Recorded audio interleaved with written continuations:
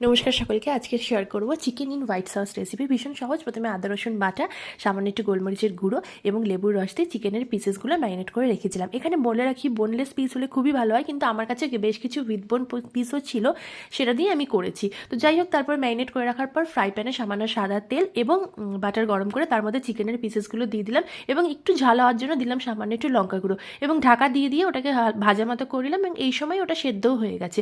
তো তারপরে চিকেনের পিসেসগুলো তুলে নিয়ে তার মধ্যেই কয়েকটা বড় বড় টুকরো করে কেটে রাখা পেঁয়াজ হালকা ভেজে নিয়ে এটাও তুলে নিলাম। তারপরে আরেকটু বাটার অ্যাড করে তার মধ্যে 1 থেকে 1.5 চামচ পরিমাণ ময়দা দিয়ে সেটাকে ভাজা ভাজা করে নিলাম এবং তারপরে দিয়ে দিলাম দুধ। নিয়ে কন্টিনিউয়াস নাড়তে হবে যাতে কোনো লাম্প না তৈরি হয়। তারপরে তার মধ্যে দিলাম ওই আবার একটু রসুনের মানে থেতো করে দেওয়া রসুন, একটু সামান্য লঙ্কা গুঁড়ো এবং গোলমরিচের গুঁড়ো, সামান্য একটু মিক্স হার্বস দিয়ে ভালো করে মিক্স করে আর ভেজে রাখা পেঁয়াজটাও দিয়ে দিলাম এবং তারপরে দিয়ে দেবো চিকেনের টুকরোগুলো দিয়ে সব কিছু মিশিয়ে একটু ঢাকা চাপা দিয়ে যাতে আরেকটু সেদ্ধ হয়ে যায় এবং